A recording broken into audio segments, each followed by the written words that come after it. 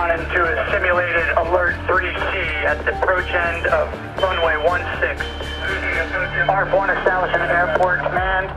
ARF-3 will be ARF operations for the call. Is conducting a drill of its emergency response readiness. The drill will end at approximately 12 p.m. This is only a drill. Attention in the terminal. Attention in the terminal. The airport is conducting a drill of its emergency response. Command Central, advise all incoming units to utilize gate RP-20A off of Richard Petty Boulevard. This will be a confirmed crash in the field off the north end of 16. ARF-3, I'd like to position.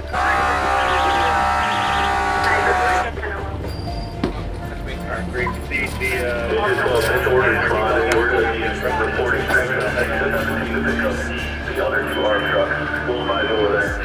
Lead the Mountain 16, I'd like to go down ARF-3, 16 operations. Command Central. Coming inbound from, actually I'm not sure where it's coming from, it looks like the 10 o'clock arrival though. Alright, you can come to the AOC, we'll get it more.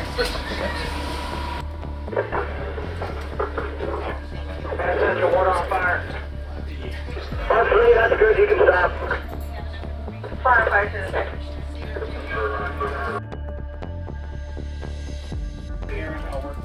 I've got 6 total staff right now. The AOC, the Airport Operations Center, is you might call it like a miniature emergency operations center.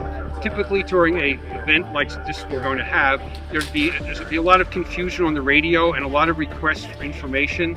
And so we act as an information corridor, you might say. So requests from the field come into the AOC for personnel or equipment or support of some sort.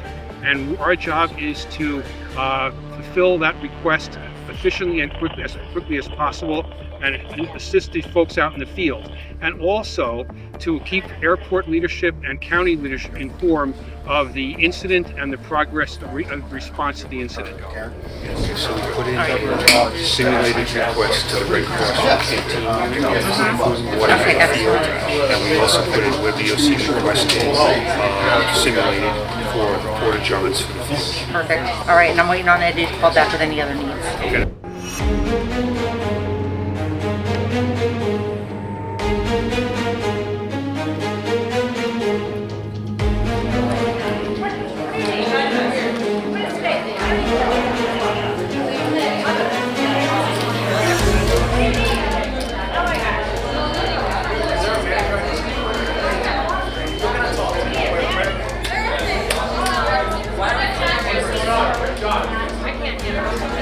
What happened?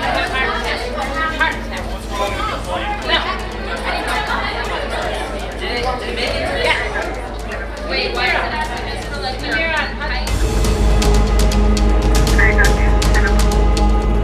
Daytona Beach International Airport is an indexed airport under the FAA. So it's really important that the ARF team can follow the FAA's guidelines. So they've got to arrive on scene in a timely manner, under 180 seconds, and then make sure that the fire is out and all the passengers are out of that danger area in a timely manner. This will be an MCI. 944, 925, right, November 10th, taxi via Echo November.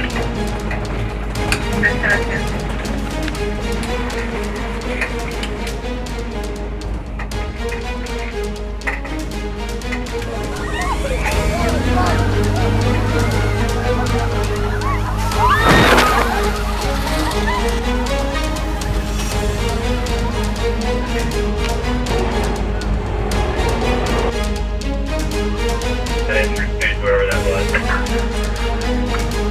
Command Central, water on fire. That's good, you can stop. 490 Newton around, taxi via Whiskey November, hold short, 125 right. You can flow after everyone else is off the plane.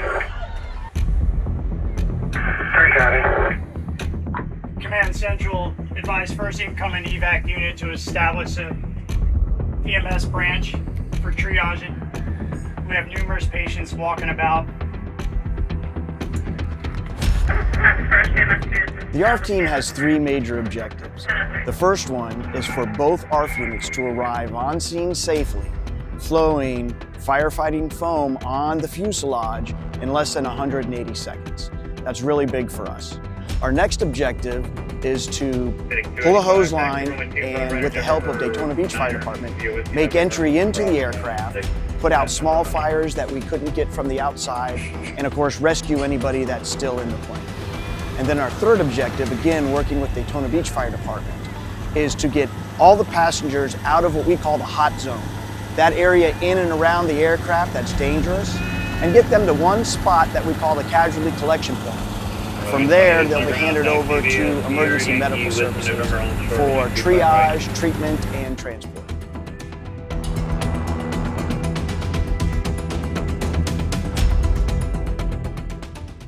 The 2025 Triennial exercise is a test of the airport's emergency plan. It's a FAA mandated and required test that we conduct every 36 consecutive calendar months. And we bring in all of our mutual aid and automatic aid agencies that are part of our plan, our airport emergency plan, to test their role in a mass casualty incident. In this case, we had an aircraft, a CRJ 900 operated by Ace Airlines, Ace Airways, that overshot runway 34 and is behind me here in the RPZ or RSA area, if you will. Right now we're going through triage. We're early on into the life cycle of this incident, and we're still going to see how it all plays out.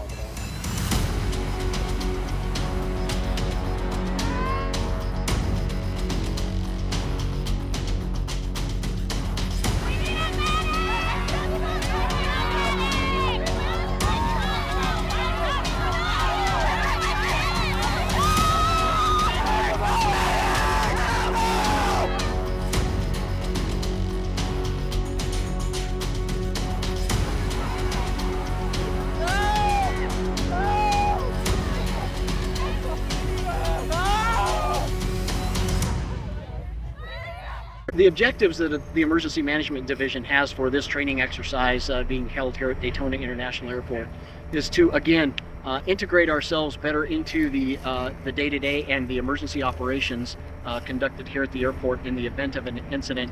In emergency management, we want to be in a position where we can support those ongoing operations with the family and relative center. I'll be en route to the AOC to get any of my other staff on site for support. If you could bring one or two with you, that would be great. Copy. I'll bring 2 additional with me. All right. En route to the AOC. Perfect. Or to the AOC. All right, thanks, Clint. Hey John, it's Greg, Daytona Airport. How you doing? Hey Dwayne, Eric Troy again, Hey, AOC. not much. I need the microphones and the partitions put up in the FRC, which is at the Dennis McGee room. If you could please have, I don't know who's responding up there, but is it Adam? Roger. If you could let him know. Great, thank you, sir. Hello everyone, can I have your attention please? I have just been notified that the surviving passengers are going to be brought over to the center to be reunified with their friends and relatives. So please be calm, it will not take long. They will be brought over and we will escort them into a room separate for them to take a break, and then we will contact you and reunify you with your loved ones. But please be quiet, please be patient. We're at a critical stage right now. The fire's been put out by the ARF trucks. We've got all the viable patients away from the hot zone. They're going through triage. We're separating the non-injured from the injured, and we're working on a way to get all of these people to a hospital.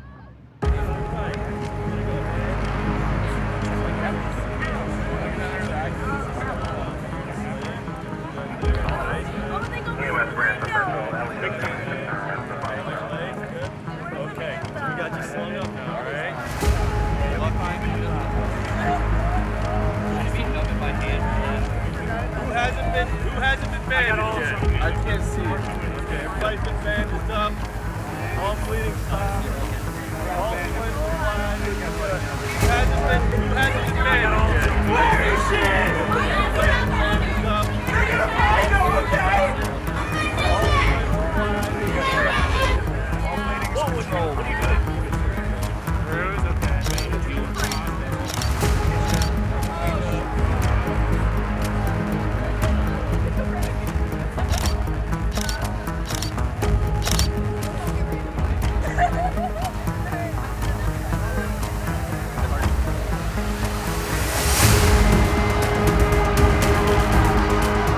FRC is a designated, secure location where families and friends of passengers involved in an aircraft incident can receive timely, accurate information, be reunited with survivors, access mental health, chaplaincy, and support services, work with airline representatives, emergency responders, and victim advocates, and maintain privacy from the media during a time of distress.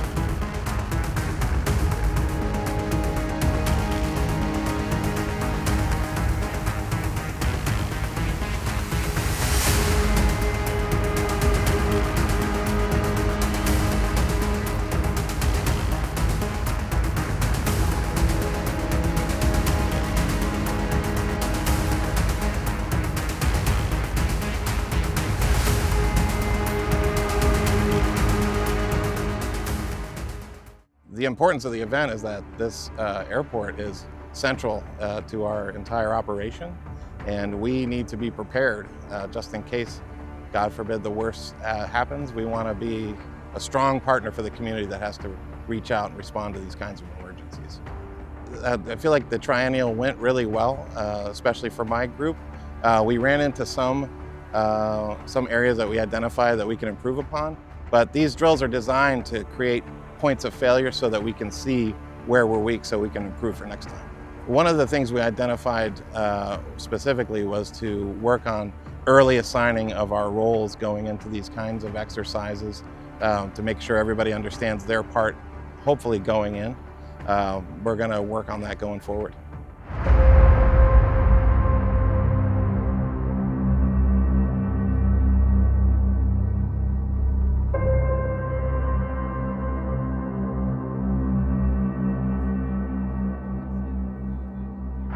My job to facilitate the incoming units to make sure that the personnel operating in the emergency scene get the resources that they need to do whatever task they need necessary. So in an incident like this, when we're pulling multiple units, Daytona Beach's role is, since we're the closest neighboring department, we're usually on scene relatively quickly. Being able to work hand in hand with the ARF trucks and the battalions at the county level, it definitely helps and make sure that we're all on the same page. As far as our units go, it's good to bring everybody in here and, like I said, see how everybody works and plays well together. It's important to get an event like this planned. It's a good thing that we do this every 3 years. Through retirements and new personnel coming in, it brings everybody to the same playing field and lets everybody get to know each other and how we operate. In an area like this, it pulls resources from not only the cities but the counties as well, and it lets everybody blend together and make sure that we're all on the same page with how we would handle that. From the incident command point of view, it appeared that everything went smoothly and that the units on scene were able to handle the incident at its full capacity.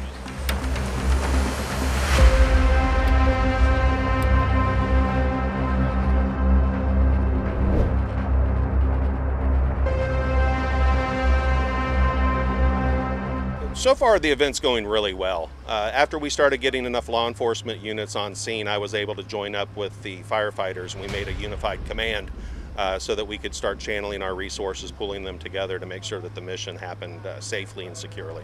I think it's so vital that we're able to unify our command, not only with the incident command system, but we're able to work together with our partner agencies. Like us with Daytona Beach Police Department, we could not handle this type of an event with just the Sheriff's Office resources. So having them respond and working together with us is vital. And then giving us an opportunity to work with the firefighters and the EMS that is arriving on scene. It's something that you can't talk about. It's something that you actually have to get out and do. And it's just an important thing, and the community's a lot safer because of it. As far as things that went really well, I think it's just the entire response, the way that over the last 20 years that we've had incident command system, working together with other agencies, with other entities within the first responder network. It's really coming together, and you see it in an exercise like this. And today was a perfect example of it working smoothly.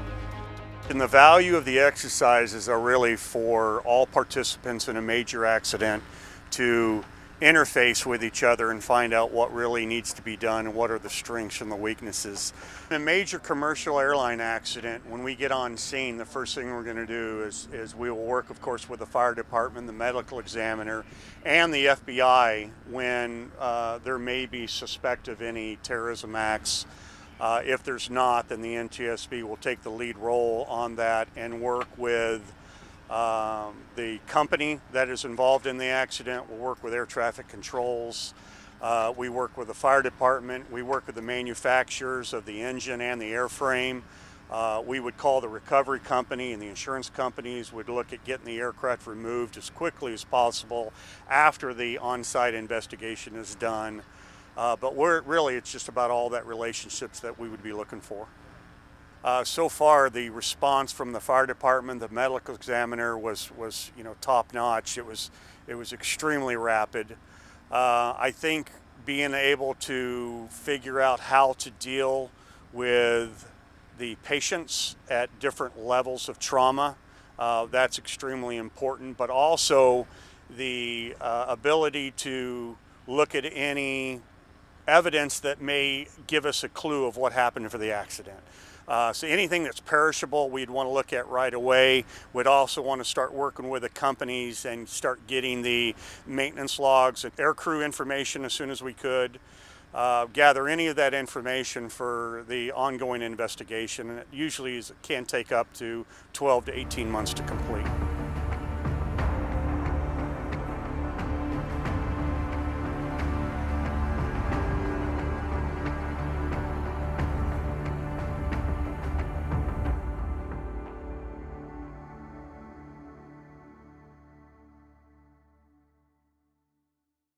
Today, we're hoping to exercise our partnership with the Volusia Sheriff's Office Crime Scene Unit. We want to multiply our staffing in the field for forensic investigations. We're going to have their crime scene investigators partner one-to-one with our death investigators processing the scene. We're also hoping to test our plans with the hazmat unit to decontaminate the decedents. We want to test and see if the plans that we have in place are going to be appropriate for evidence preservation and collection. From an investigative perspective? They are probably okay because now we're waiting for fire to extricate the 3 bodies that are Okay. So, appreciate the opportunity to participate in these important exercises. Classroom learning is one thing, but whenever students can get out in the field and experience the real thing, it allows us to connect the dots. So we look forward to the Triennial exercise to get our students from the International Society of Air Safety Investigators seat time, so to speak, when it comes to investigating an accident and being operational. The objectives of the NTSB is to follow the chain of custody protocols, preserving the black box and data recorder evidence, and working with the FAA and local agencies to prevent secondary hazards. Pretty much all of the volunteers have taken an accident investigation class, or maybe multiple. It's really cool that they get a chance to work with an actual NTSB investigator. We have an outstanding crash lab on campus, but it is really good to get out here to see a broken aircraft and to go through and do site documentation and other activities like that. The training objectives that the American Red Cross is going to have for this exercise is, one, to provide feeding to the families and the actors that are going to be here for the exercise, but also be part of the Friends and Relatives Center to provide the care and comfort to the survivors and also to their families and relatives. Actually, not sure where it's going to be. Hold on, let me ask Joanne. It'll be in the airline room. I've already checked at with... noon? Sure, that's a good time. On a normal day, I serve as the airport's PIO, but in a mass casualty incident like the one that we're going to exercise, the airport would need the support of many public information officers throughout the county. When there is a mass casualty incident at the airport or any emergency that involves a commercial aircraft, the airport is limited to the information that we will provide. The role of the airport public information officer, PIO, during an aircraft accident is to serve as the official airport spokesperson They also need to activate the Joint Information Center, issue timely public updates, designate and secure media staging areas, provide family and victim communication support, keep airport staff informed, participate in press conferences with NTSB or FAA, and lead or support after-action report, AAR, communication recognitions. We're waiting for the FRC to be briefed, and once they're briefed, then we will send out our initial news release to the media. We are planning for a news conference later. A lot of that information needs to come from the NTSB or law enforcement. So it's our responsibility as airport PIOs to make sure that we're following the protocol of what information is able to be released to the public so that we keep the integrity of the incident intact.